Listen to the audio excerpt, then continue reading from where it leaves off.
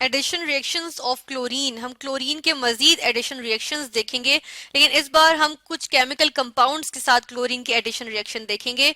और हम देखेंगे, पहले हम अगर इसका रिकॉल कर लें कि एडिशन रिएक्शन का अगर हम जनरल फार्मूला लिखें तो हमें देखेंगे, इस दफा हम देखते हैं कि एक केमिकल कंपाउंड ले लेते हैं और हम जनरली ले रहे हैं ए बी। हमारे पास लेट सपोज हमारे पास एक केमिकल कंपाउंड है और इसने क्लोरीन के साथ रिएक्ट किया, क्लोरीन गैस के साथ ये रिएक्ट किया इसने, और हमारे पास जो प्रोडक्ट आई वो एक एडिशन प्रोडक्ट आई, यानी कि क्लोरीन ने इसको अपने अंदर ऐड कर लिया और हमारे पास ए बी क्लोराइड आ गया, ठीक है, या ए बी का हमारे पास जो है वो कंपाउंड आ गया क्लोरीन के साथ, एक एडिशन प्रोडक्ट आ गई।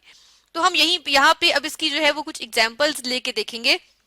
हम यहाँ पे जो पहली एग्जांपल लेंगे वो होगी कार्बन मोनोऑक्साइड। कार्बन मोनोऑक्साइड हमारे पास जो है वो एक गैस होती है जो एक पॉइजनस गैस होती है, जिसकी बहुत थोड़ी सी अमाउंट जो है वो हमारे पास एनवायरनमेंट में भी मौजूद होती है, ठीक है, और एक पोल्यूटेंट है कि इसकी जो है कंसंट्रेशन बढ़ जाएगा एनवायरनमेंट में तो पोल्यूशन कॉज करती है। तो इसका रिएक्शन जब हम देखेंगे क्लोरीन के साथ, ये हमारे पास क्लोरीन गैस आई, तो क्लोरीन गैस के साथ जब ये रिएक्ट करती है तो हमारे पास आती है फॉस्जीन गैस। अब फॉस्जीन गैस क्या होती है?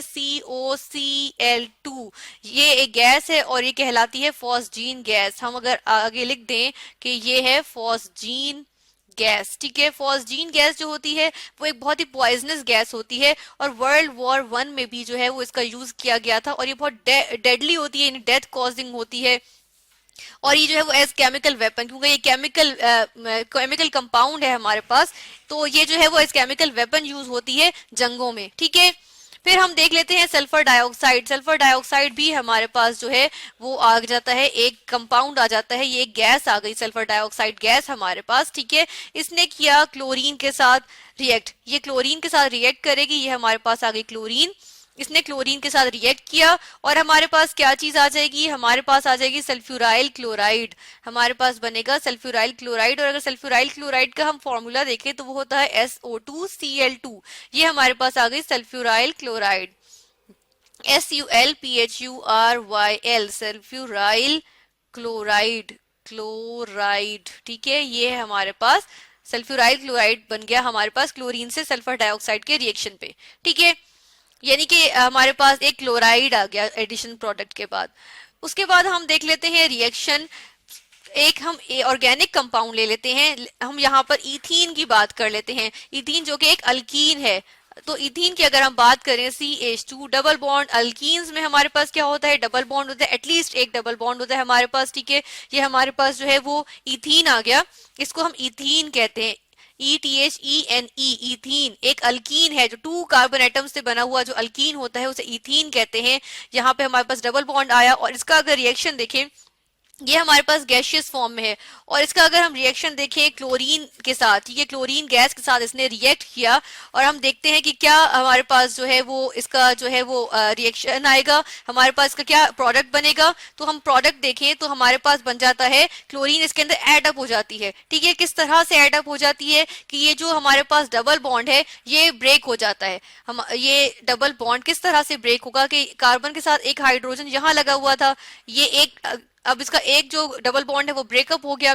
क्या हुआ? यहाँ पर हमारे पास हम इसका बॉन्ड थोड़ा सा छोटा बनाते हैं, ये जो है वो एक हाइड्रोजन के साथ हुआ, दूसरा हाइड्रोजन भी मौजूद था, इसका भी दूसरा हाइड्रोजन मौजूद था, ये इसके CH2 कंप्लीट है। एक इसका जो डबल बॉन्ड है वो यहाँ से रिमूव हो चुका है और उसके बजाय हमारे पास यहाँ पे क्या हुआ है? हमारे पास यहाँ पे एडिशन हो गई है क्लोरीन की, ठीक है। एक क्लोरीन यहाँ पे ऐड हुआ और एक क्लोरीन यहाँ पे, एक कार्बन के साथ एक क्लोरीन ऐड हो गया और दूसरे कार्बन के साथ दूसरा क्लोरीन ऐड हो गया, ठीक है। और हमारे पास अभी क्या चीज बनी है? हम अगर इसका नाम लिखें तो हमारे पास होता है 1,2 डाइक्लोरो, हम डाई का डी जो है वो कैपिटल करेंगे यहाँ पे, 1,2 डाइक्लोरो, और हमारे पास इथेन, डाइक्लोरो इथेन, ये हमारे पास आ गया, ठीक है। अब ये इथीन नहीं रहा क्योंकि इसके अंदर डबल बॉन्ड तो खत्म हो गया ना, तो अब ये जो है वो इथेन हो गया, अल्केन है, ठीक है। और वो भी क्लोरो अल्केन क्योंकि इसके अंदर हेलोजन यानी क्लोरीन इसमें ऐड हो गए, तो हमारे पास है क्लोरो, और 2 क्लोरीन ऐड हुए तो डाइक्लोरो, और 2 कार्बन एटम से मिलके बना है तो ये इथेन, और क्योंकि सिंगल बॉन्ड है इसलिए एन, ठीक है। एथ आया क्यों? क्योंकि हम यहाँ पे साथ साथ चले लिख देते हैं कि हमारे पास क्या है, 1 2 किस तरह से हमने इसकी काउंटिंग की, ये 1 आ गया हमारे पास और ये कार्बन नंबर 2 आ गया। ठीक है, हम इनमें से किसी को भी ये 1 दे सकते हैं और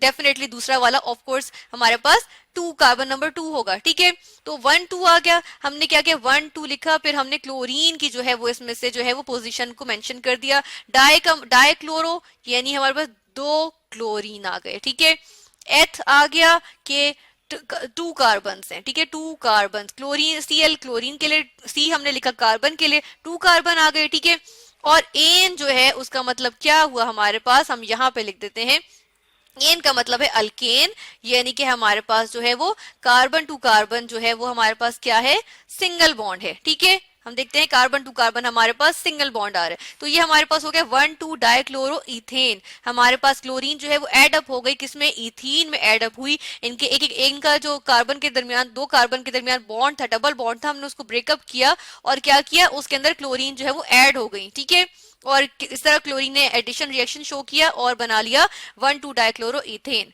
तो हमारे पास हमने देखा कि कार्बन मोनोऑक्साइड के साथ क्लोरीन के रिएक्शन पे फॉस्जीन गैस जो कि बहुत ही पॉइजनस गैस है वो बनी हमारे पास। सल्फर डाइऑक्साइड का क्लोरीन से रिएक्शन हुआ तो सल्फ्यूराइल क्लोराइड बना।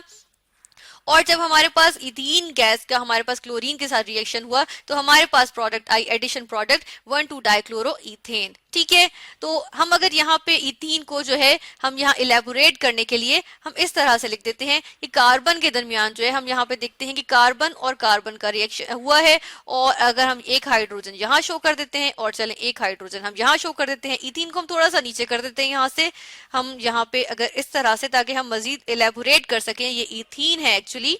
ठीक है, ये इथीन है और इस वाले हम हाइड्रोजन को भी जो है वो इलेबोरेट करके हम खोल के लिख देते हैं। ठीक है, ताकि हम लोग को जो है वो समझ आए कि हम जो है वो किस तरह से इसकी जो है वो इसका डबल बॉन्ड टूट के और इसके अंदर क्लोरीन ऐड हुई है। ठीक है, तो ये हमने आज देखे हैं कुछ केमिकल कंपाउंड्स के जो है वो एडिशन रिएक्शन जो है वो क्लोरीन के साथ।